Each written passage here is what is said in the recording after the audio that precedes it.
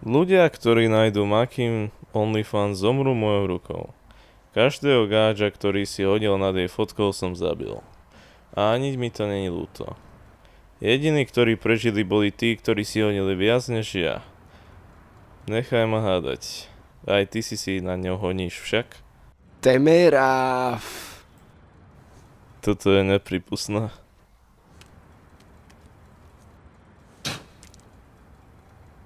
Predtým, než ťa rozjebem, poviem Makime, že si sa spravil tak silno, že si odpadol.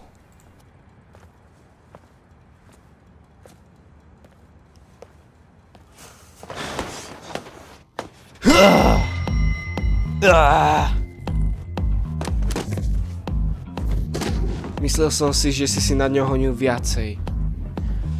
Ale o čom nevieš, je, že ja ju poznám deň a už som sa spravil 5 krát. 5 krát!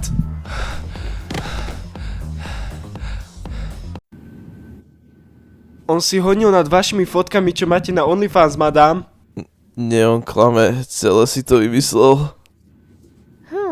Tak s tým niečo urobíme. Malé koníky ľúbi Boh, hoď sú len zvieratka. A keďže malé koníky ľúbi Boh, on ľúbi... Prestaneš ty primitív pojeba. Čo robíš na obed? Halázle. Istenem.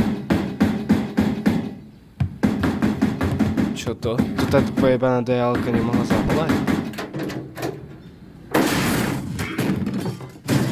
Čo to?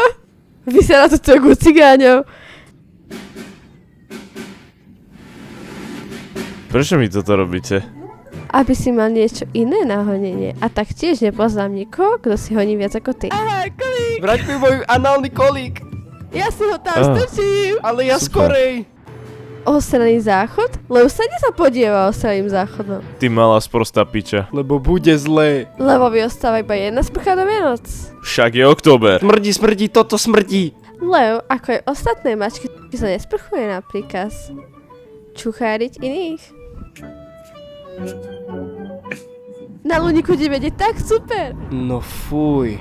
Nedovolím bande gáčov, aby ma tu zdržovali. Dokonca sú ľudia nesprchujú dlhšie ako ja. Nemajú ani potuchy, že som ich príbuzná. My gáčovia nemôžeme držať s cigánmi. Aj keby, že držíme, tak im nikdy nedáme peniaze na listok na MHD. Takže držanie s cigánmi sa ruší. Sme bieli, nie čierni. Nevadí, aj tak sa nebudeme sprchovať. Nejebem ti ten šampón aj do